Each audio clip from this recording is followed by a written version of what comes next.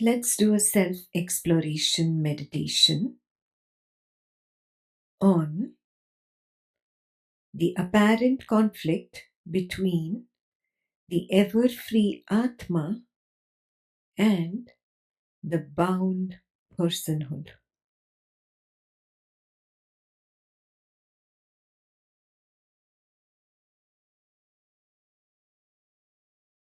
Take the stand of the witness of the body.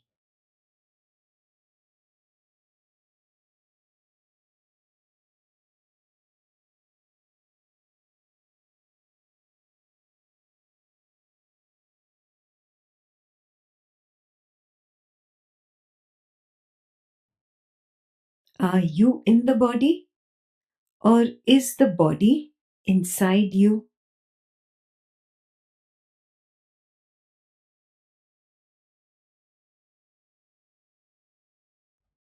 If you feel that you are in the body, then you are still not at the witnessing stand.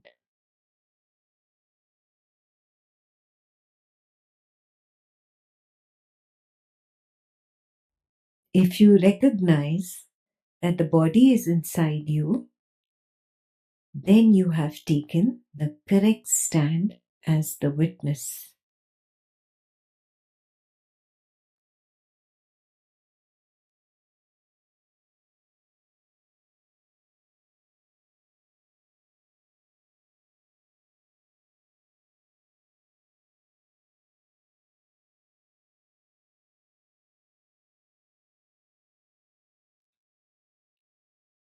If you have a feeling of bondage, which is very subtle, if you recognize a very soft, subtle, quiet longing to be free, if you notice an inner seeking, an inner movement towards becoming, then you are still at the body stance and have not yet taken the witnessing stance.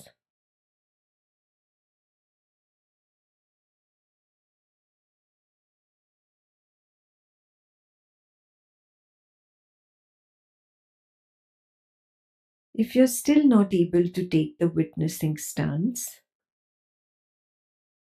and still find yourself as the body,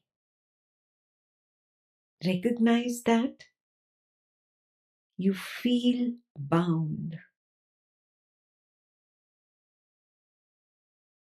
You feel a restlessness within.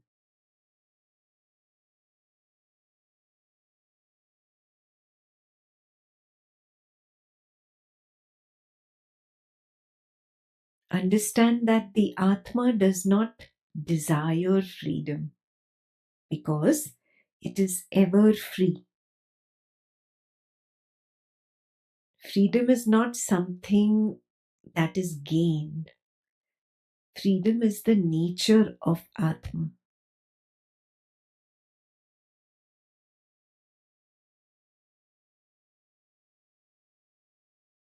Therefore, if there is even a subtle desire for freedom, it belongs only to the bound personhood.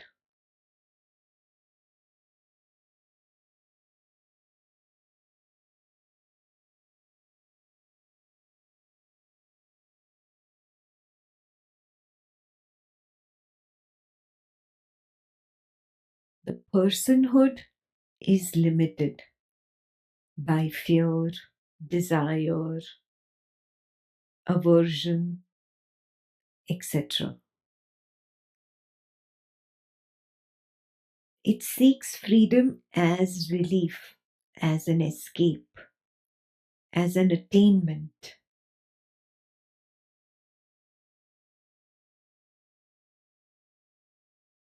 The witness does not want to escape, does not want to attain anything.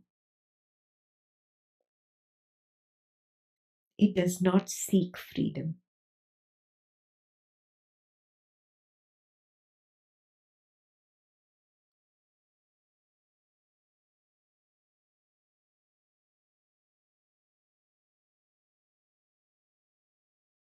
Are you at the witnessing stance, or are you still caged in the body mind, caged in personhood?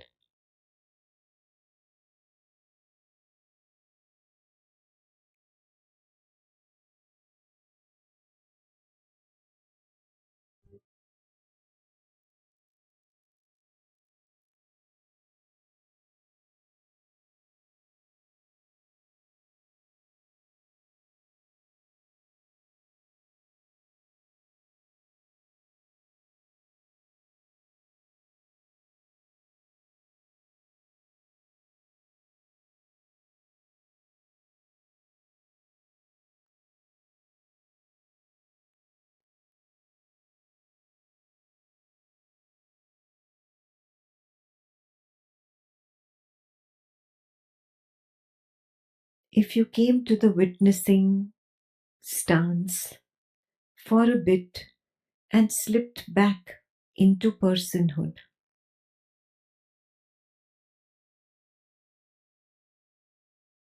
dispassionately move away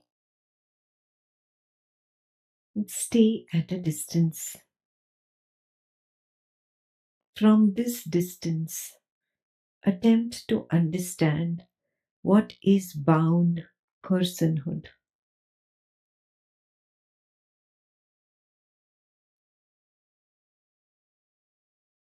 Is it not a bundle of thoughts, feelings, sensations, and perceptions falsely taken to be an identification of the I?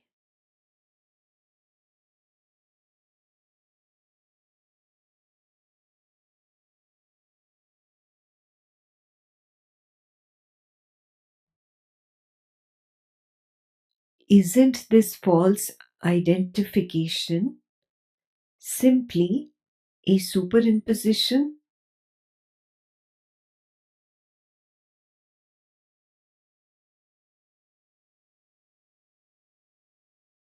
This I sense is a drop of the same water of the ocean. It is standing on behalf of the ever free Atma.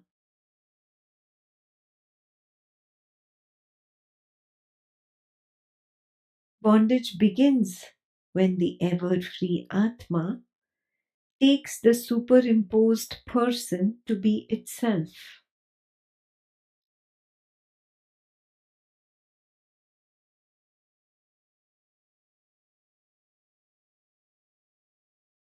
Atma itself is never bound. But when the body mind person is mistaken to be oneself, the feeling of bondage appears.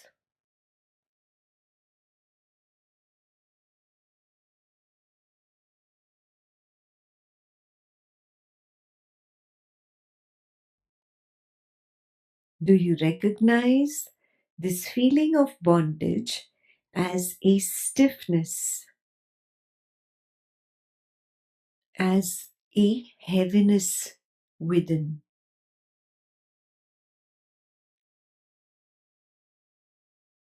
A feeling of being caged, as if you were being squeezed from all sides.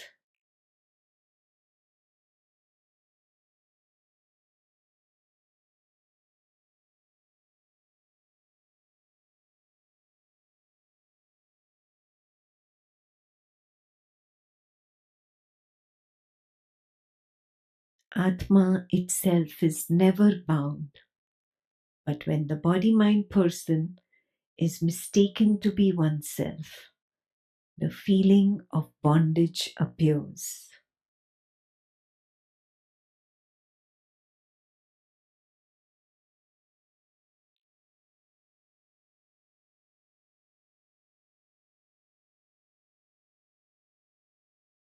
If this is not clearly recognized, it begets suffering.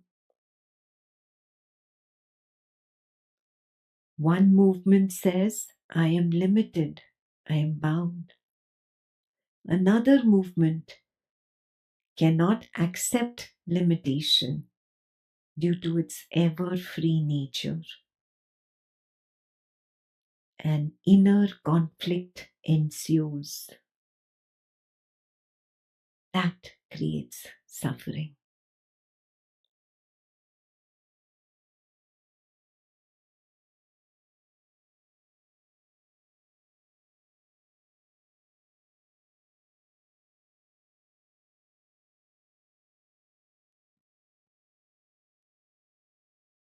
One side clings to a personal story. The other side dimly intuits a freedom beyond.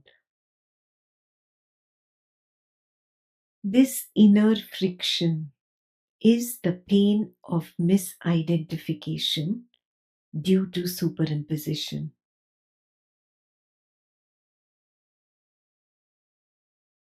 That begets suffering.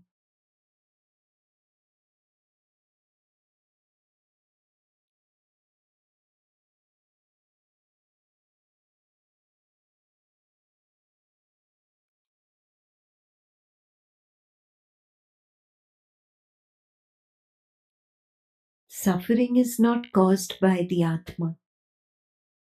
Suffering is caused by superimposition.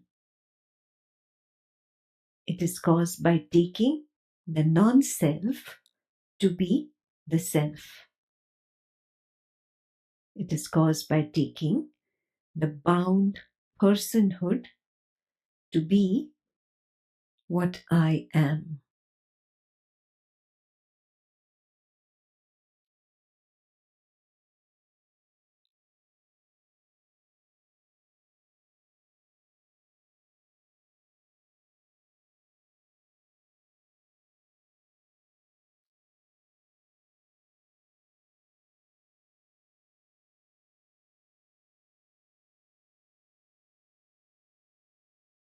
The path leading to the cessation of suffering is self-inquiry, a deep self-investigation.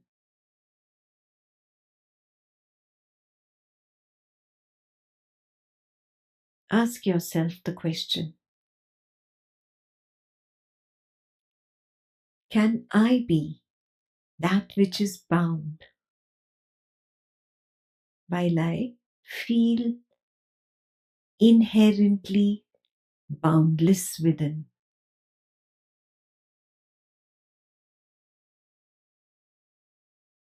Can I be that which is restless and stiff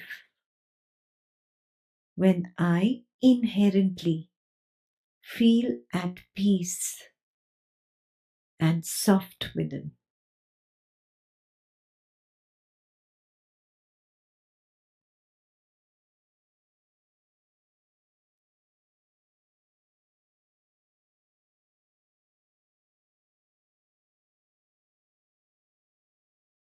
Am I the one that is suffering from lack of freedom? Or am I the ever free reality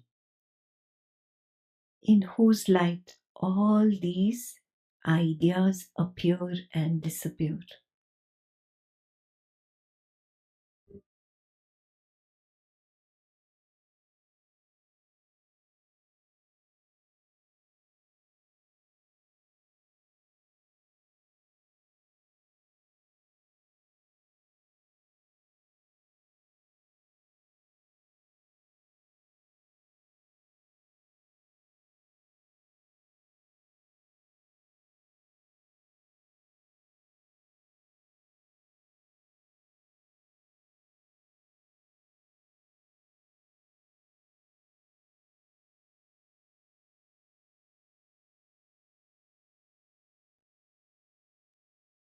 The raw impulse of freedom is not desire. It is the silent fact of Atma's ever-free nature.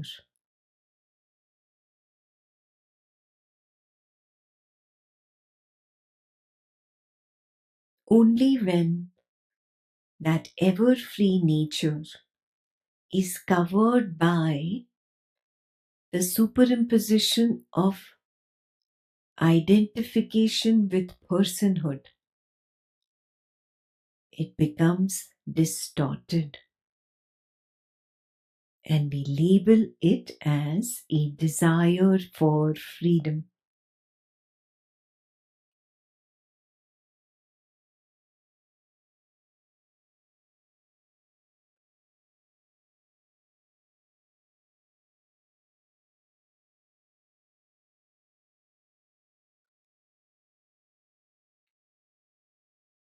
The person says, I want to be free. Atma does not say this. Atma simply is free.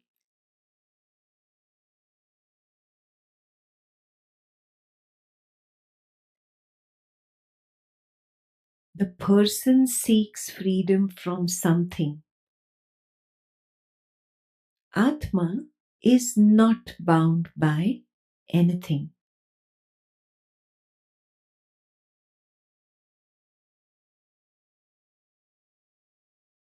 The person seeks freedom in time. Atma is beyond time.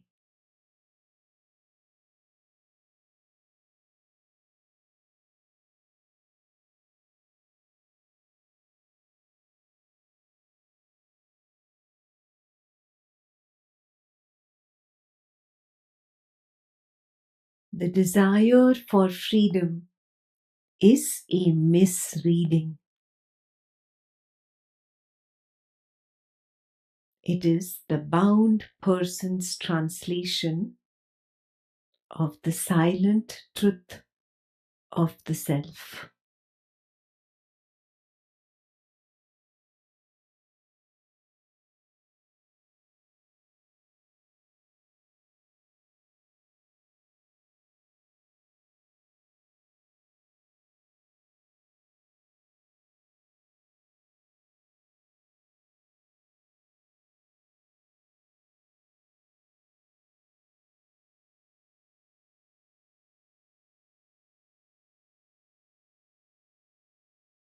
It is futile to ask, how can I become free?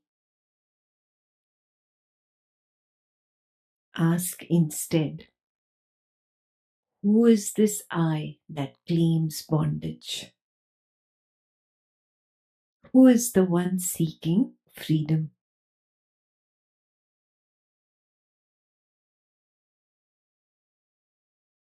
Is the seeker real, or is it merely a superimposed identity?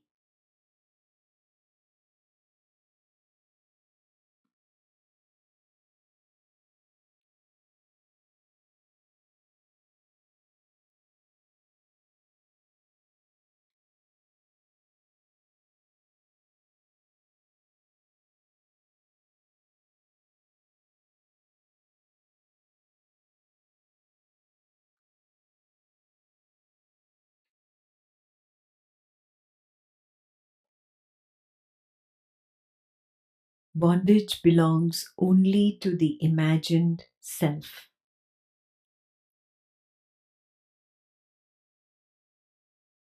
Suffering belongs only to misidentification.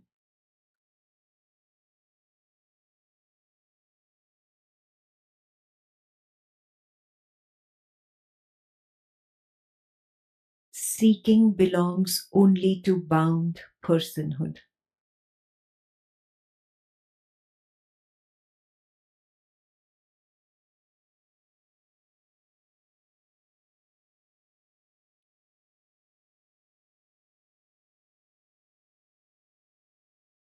Atma neither seeks nor becomes.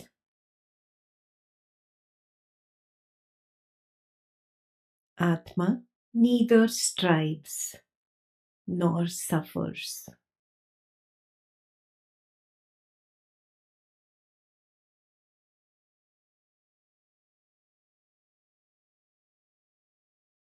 Atma is ever free, ever present, ever untouched.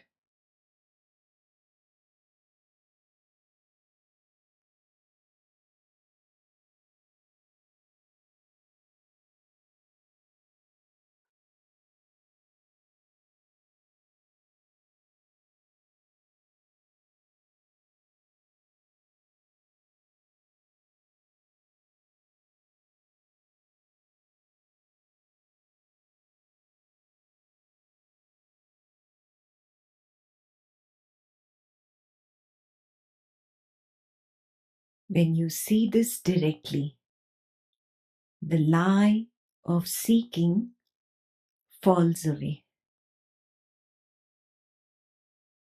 Inner conflict loosens. False identity weakens. What remains is not a newly attained freedom, but the recognition of the freedom that was never absent. Abide as that.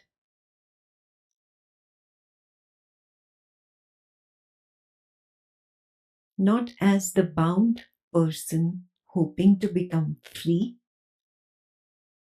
but as the ever free Atma, that into which even the I-ness collapses.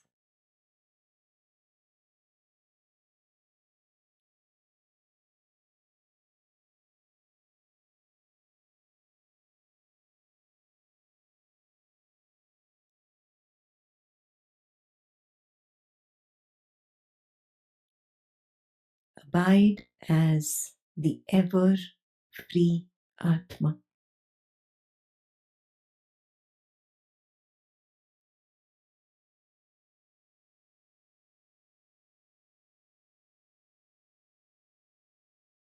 Abide. Abide. Abide.